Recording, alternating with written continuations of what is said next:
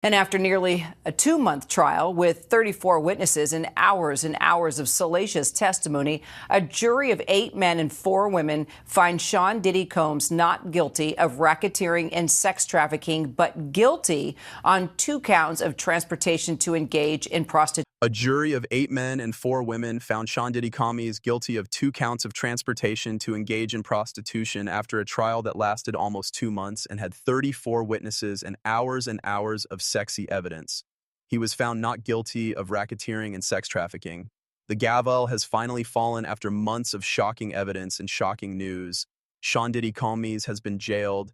He used to be a music mogul who couldn't be criticized. There should be no more delays or rejections. Now we know the truth, and it changes everything. Kid Cudi's claims that he bombed a car and the chilling statements made in court, this trial showed more than just crimes. It showed a history based on fear and power. Diddy will go to jail even though he was found not guilty of the most serious charges. Bail was rejected, but this is just the start. It looks bad. There are new cases, new accusers, and a shocked family outside the courthouse. What took place behind the scenes? What does this line mean for Diddy's business empire? Watch out, we're breaking down the whole trial from the big reveal to the last goodbye. What does P do next? DIY, a new assault charge, sentence, and lawsuits. After months of intense media coverage and drama in court, Sean Diddy Combs got a mixed decision at the end of his criminal trial. The most serious charges against him were dropped, including racketeering, conspiracy, and sex trafficking. However, he was still found guilty on 2 counts of transporting people across state lines for prostitutes. In some ways, the result was seen as a partial victory. However, the problems he now faces are far from over. Combs' sentencing is set for October 3rd right now. The court has repeatedly denied him bail, even though his lawyer has tried to get him released after the decision. This means that the music mogul is still in jail as the day F judgment approaches. Diddy could spend up to 20 years in jail for breaking the Federal Mann Act. He was found guilty of this and could get 10 years for each count. Prosecutors are apparently asking for a sentence closer to 46 months, but the judge has a lot of freedom because the charges don't have any mandatory minimums. But legal problems aren't the only thing that's going on with Combs. In terms of money, he faces the possibility that the government will seize his assets and a flood of civil cases. A new claim came out recently from a former exotic dancer who says Combs drugged and abused him, an event that supposedly caused teeth to fall out and needed stomach surgery. This case is another one in a long line of civil lawsuits and accusations against him that put his image and wealth at risk. Matt Murphy, a former sex crimes prosecutor and criminal defense lawyer, talked about the case and said that the RICO charge was always a bad fit. It wasn't the mob. Murphy said that Bad Boy Records is a real company. The jury didn't buy the idea that it was part of a criminal operation. He said that the Mann Act, a rule that was made 100 years ago to stop prostitution, was much more useful, but it was still controversial because it could be interpreted in many ways. Murphy also had doubts about the prosecution's plan, saying they might have gone too far by calling too many witnesses with questionable pasts instead of focusing on better, more reliable evidence. For the rest of their lives, they may always question their choices. It's really about a bigger fight about justice, power, and who is responsible for what. The most serious claims against Combs were dropped, but his legal journey is far from over. Everything about his life could change in the next few months, from his freedom to his wealth to his legacy. How did Diddy get here? The way to scandal and trouble with the law. To understand why Sean Diddy Combs is in so much legal trouble, you need to know how he got to this point. A road that began decades ago with a lot of fame and power is now folly. As the founder of Bad Boy Records, he helped famous singers like B.I. start their careers and became one of the most important people in hip-hop. In the 1990s and early 2000s, his fame made him more than just a music tastemaker. It also made him a sign of wealth and cultural power. His huge amount of financial and social capital over the years led to an estimate of his net worth being over $1 billion at one point. It was said that for years, things were not as they seemed. There were rumors that he was angry, manipulated the business world, and even had ties to darker conspiracy theories. There were claims that Kid Cudi's car exploded, and there have been persistent but unproven reports that Tupac Shakur died. But until 2023, none of these ghosts ever stayed. In that year, Cassie Ventura, Diddy's ex-girlfriend, brought a shocking lawsuit against him. This caused a huge change in how people saw Combs. After years in silence and darkness, I am finally ready to tell my story, she said, to speak out for myself and for the benefit of other women who are victims of violence and abuse in their relationships. Her allegations were disturbing and detailed. The suit says that commies started giving her drugs soon after they started dating to make her more helpful. She said that he beat her many times a year and that it happened over and over again. Even scarier, she said he forced her to have sex with male whores while he watched, filmed, and enjoyed himself, taking actions that pointed to a deeply controlling and abusive relationship. Cassie painted a picture of a man who ruled over her in both her personal and work life. Diddy was in charge of her job, paid for her clothes and apartment, drove her around, and even saw her medical records. She said that she was intimidated and threatened with losing her singing career if she didn't keep quiet and do what she wanted. Told how Diddy lost everything from a deal to a charge. When Cassie Ventura sued in 2023, it sent shockwaves through the entertainment business. The case was settled out of court and never went to trial, but it was clear what it meant. A lot of people thought that the quick deal wasn't really an end to the case, but rather Sean Diddy Commey's attempt to limit the damage by avoiding explosive accusations in public court. But the case of Cassie wasn't the first one. The settlement seemed to lead to a lot of new lawsuits being filed against Commey's. Over the next few months, he was hit with a flood of cases with claims of everything from sexual assault and abuse to trafficking and fear-mongering. At one point, Diddy was named in what some sources said were hundreds of civil suits. This painted a disturbing picture of long-term wrongdoing in the system.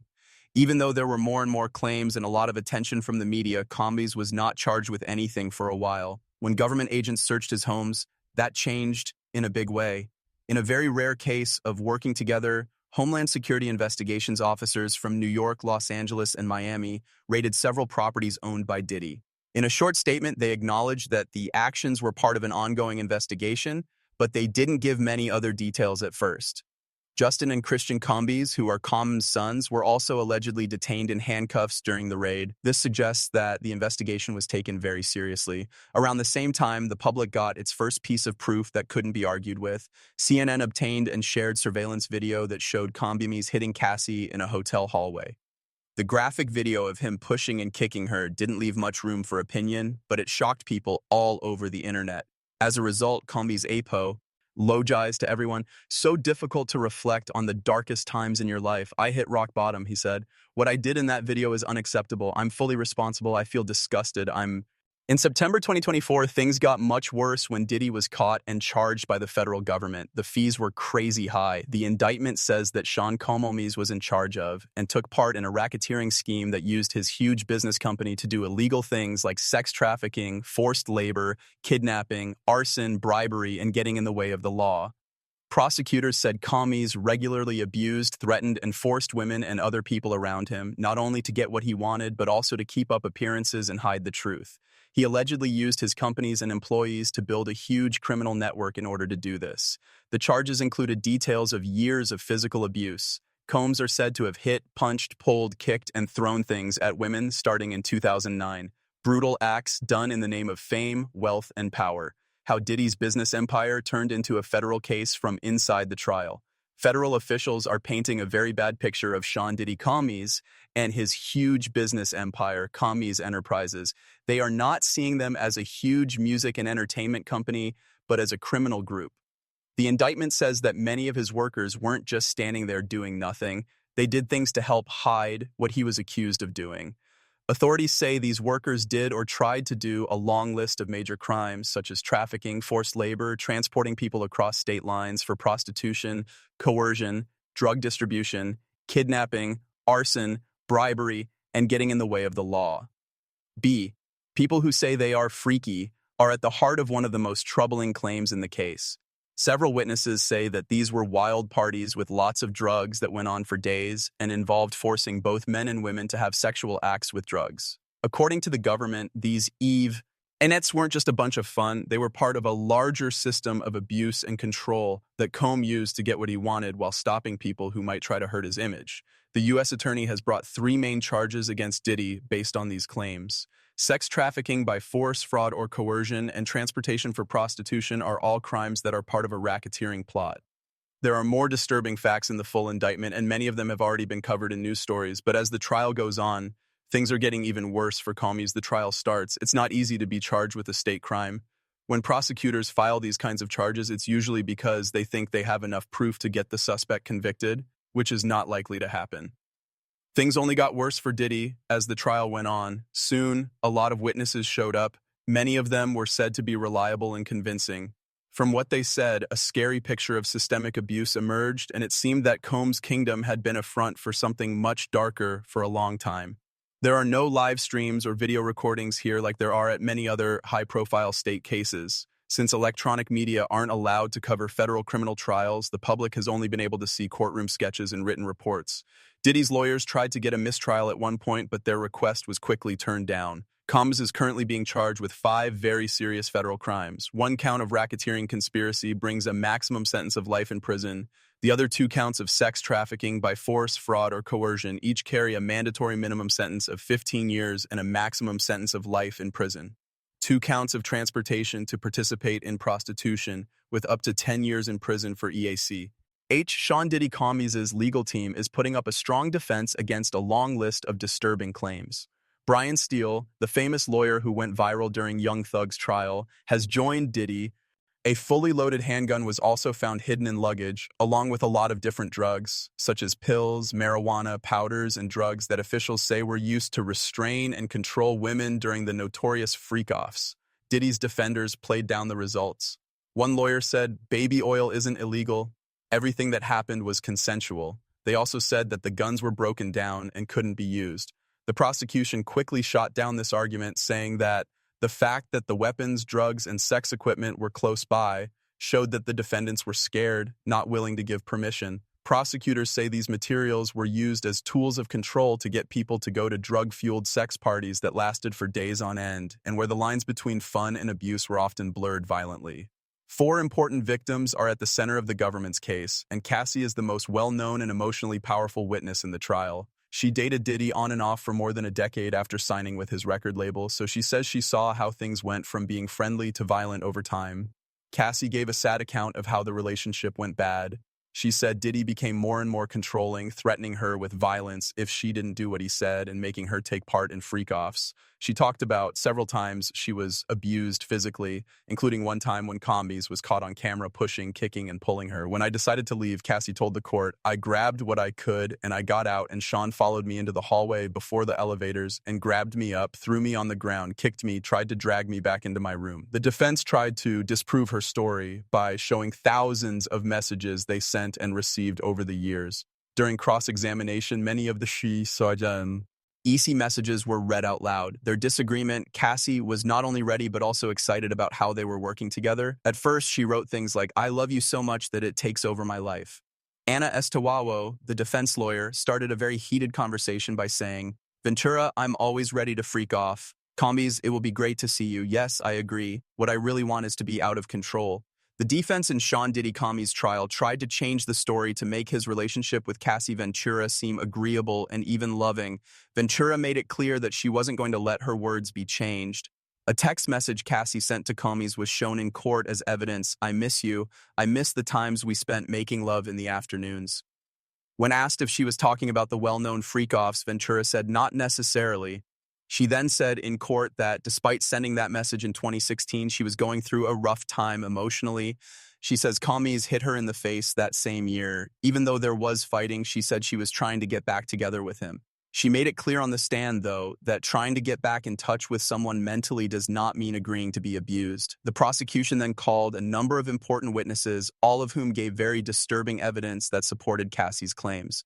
Israel Flores, a security guard at a hotel, told one of the most shocking stories. He said in court that in 2016, he went to a call about a woman who was in trouble and found Diddy and Cassie in an elevator. He said it looked like the look of the devil, the best way he could describe it. "I only saw him look at me." Flores said that Diddy offered him a big pay to keep quiet after what happened, but he turned it down. Daniel Phillip, a male prostitute, then spoke.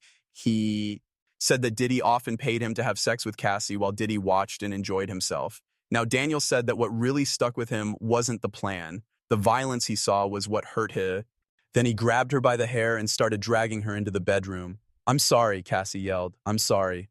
Then I thought I heard someone getting hit and thrown around the room. Daniel said he wasn't brave enough to speak up at the time. "You don't go against someone like him," he said. Dawn Richard, who used to be in the girl group Danny K, which was signed to Diddy's record label, also supported Cassie's story. Dawn said she saw some worrying things, including a shocking event that happened on a normal morning. She remembered Diddy yelling about breakfast when he came downstairs in a rage. Where the how is my egg? You always mess up. Then she said he took an egg-filled pan and hit Cassie over the head with it. Cassie fell to the ground. Dawn also said she saw Diddy hit Cassie in public, including once at a dinner with Usher Neo and music boss Jimmy Iovine. The important thing is that this is the first time he's been charged with a crime. Cassie's case has helped other people. Combs is still being sued in more than 60 civil cases. Many of them make the same accusations of abuse, pressure, and exploitation. The court cases are still going on. Legal experts think that this trial could have bigger effects in the future.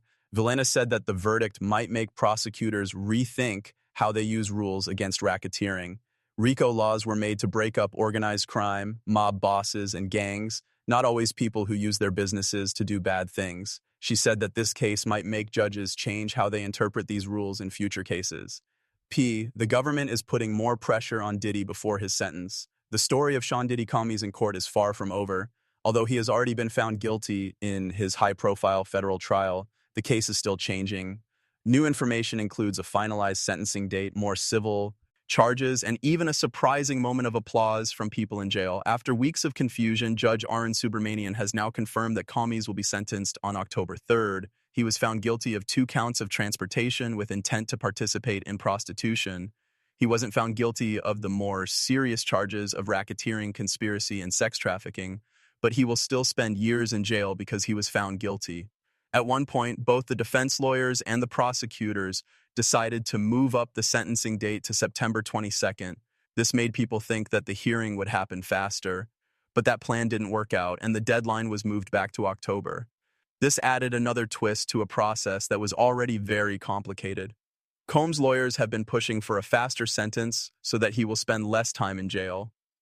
In court, Combs' lawyer, Mark Garagos, said he had to leave the case for personal reasons. He said that Kim Porter, the mother of several of Combs' children, died in 2018, leaving his girls without a parent while he is in federal detention. Since Combs was found guilty, he has been held without bail, which makes the defense's request even more important. At the same time, prosecutors have said they need enough time to do a full probe before sentencing, which is standard procedure in federal cases. Combs, his family, friends, and victims have been interviewed as part of this investigation. His background, finances, schooling, and mental health have also been looked into in great detail. The judge will use the report to figure out the right sentence, which could be very different from one person to the next. What does Combs really have to deal with? The prosecutors think the sentence will be between 51 and 63 months, which is about 4 to 5 years in jail. The defense is asking for a lot less time, 21 to 27 months. Which is about 1.5 to 2 years. Combs has already been in jail for almost a year, so the time he has already served could lower his term.